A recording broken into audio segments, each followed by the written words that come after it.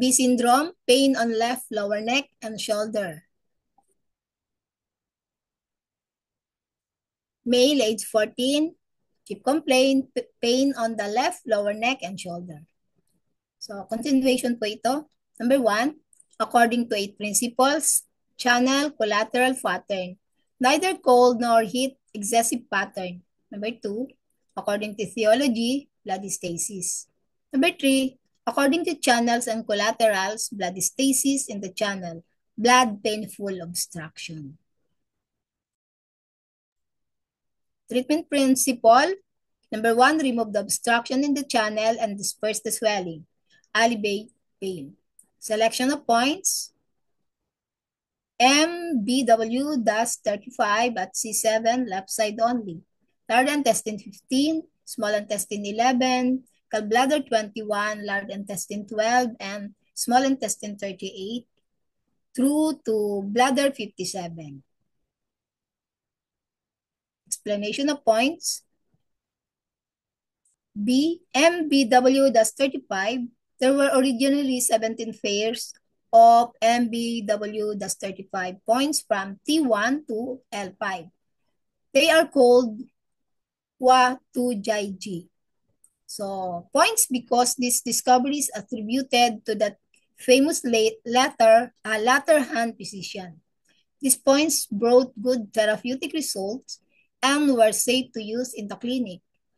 Their number has therefore been extended to points in the neck from C4 to C7, the method of location being the same. They are very useful in treating whiplash injuries, cervical spondylitis, and other painful problems of the neck. They can be used individually as a pair or as a group.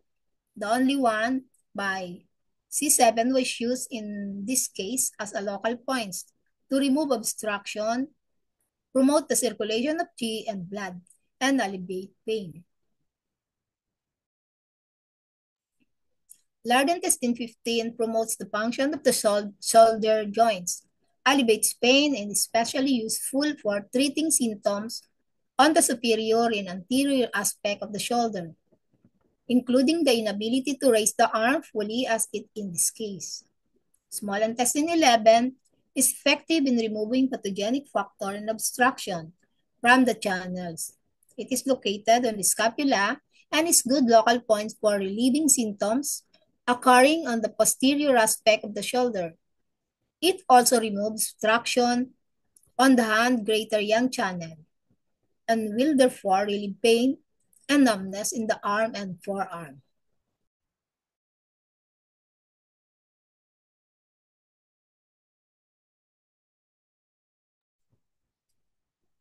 Gallbladder 21 regulate the qi and remove obstruction from the lesser yang channel.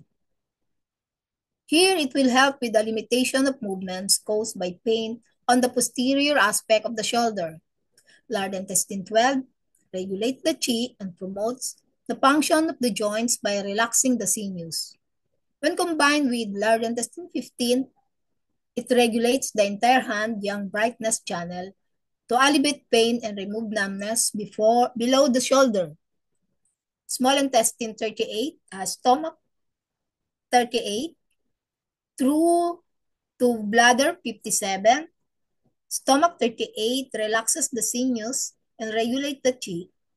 And in this case, the foot yang brightness channel qi is directed to the foot greater yang, as the symptoms and hence the obstruction are more severe in the greater yang channel. This method uses the foot channel to treat the hand channel disorder. The point is used in this way as a result of long clinical experience. Combination of points, small intestine 11 and gallbladder 21, 1 point on the small intestine channel and the other on the gallbladder channel, are located on the back of the shoulder and above and one below. The channel passes in a horizontal direction along the top of the shoulder to the nape of the neck. And vertically, between these 2 points, the combination of these points accordingly influences a large local area.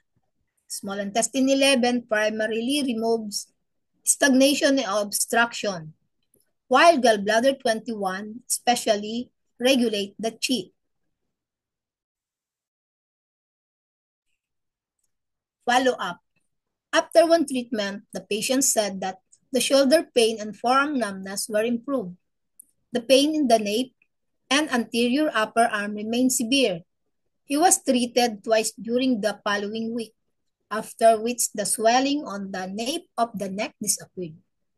He then complained of pain on the anterior edge of deltoid muscle, and the point MUE-48 was therefore added. He was then treated once a week.